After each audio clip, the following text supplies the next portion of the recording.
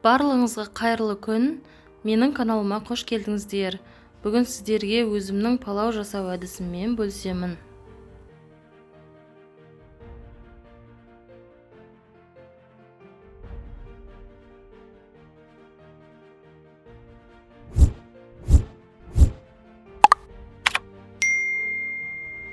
Пияз, сабыз барлығын ашып дайындап аламыз. Бірінші майға, қызып тұрған майға етті салып, жақсылап қызарғанша қуырып аламыз.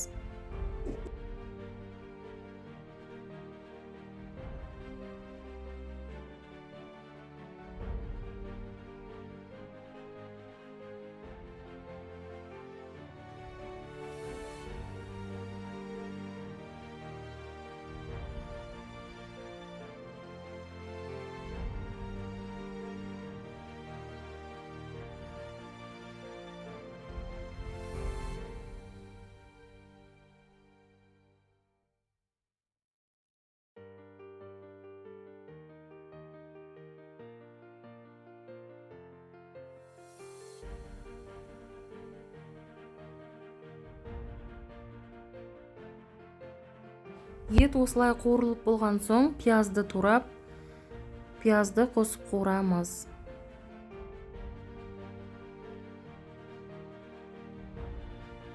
Енді сабызды турап аламыз. Мен жартысына сары сабыз, жартысына қызыл сабыз қостым. Осылай сары қызыл сабызды араластырып қоссаңыздар, палауда өте әдемі көрінетін болады.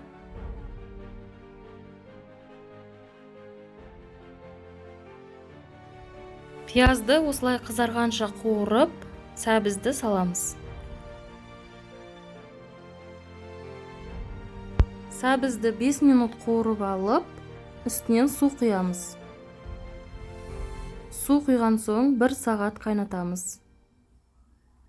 Енді ноқат саламыз. Ноқатты 1 күн алдын салқын суға салып, 1 қасық қант салып, жібітіп қоясыздар. Осылай қайнап жатқан кезде чеснокты салып қойсаңыздар, палаудың дәмі ерекше дәмді болып шығады. Қазан қайнап жатқан кезде күрішті жібітіп қоямыз. Ыстық суға салып, 1 ас қасық тұз салып, күрішті жібітеміз. Күріш жібіткенде тұз салсаңыздар, күріштеріңіз әдемі, шашыраңқы болып піседі. Енді етіміз жұмсарып піскен кезде еттерді алып қоямыз. Күрішін салып, палауды демдейміз. Палаудың суы осылай күріштен асып тұру керек. Суы тартылғанша оттың астын қатты қылып қоямыз. Осылай күрішті араластырып тұрамыз. Суы тартылған соң барлығын жинап, палауды демдеп қоямыз.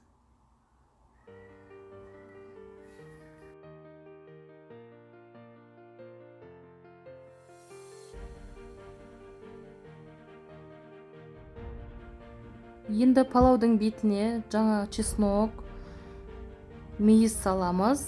Палауға арналған және зира салып, осындай ащы қызыл бұрыштарды саламыз. Жаңаға алған еттерімізді де салып шығамыз. Палауды 20 минутқа бетін жақсылап жауып қалдырамыз.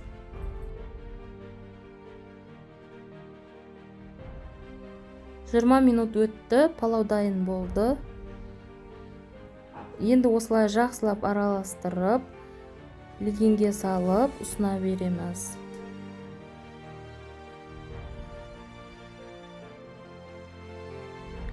Мен көрсеткендей палауды жасап көріңіздер. Өте әдемі, дәмді палау болып шығады.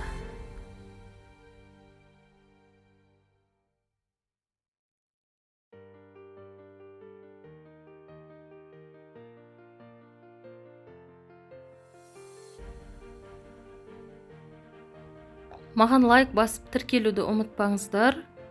Маған сұрақтарыңыз болса, төменде комментарийда жазып, сұрай берсеңіздер болады. Баршаңызға ас болсын.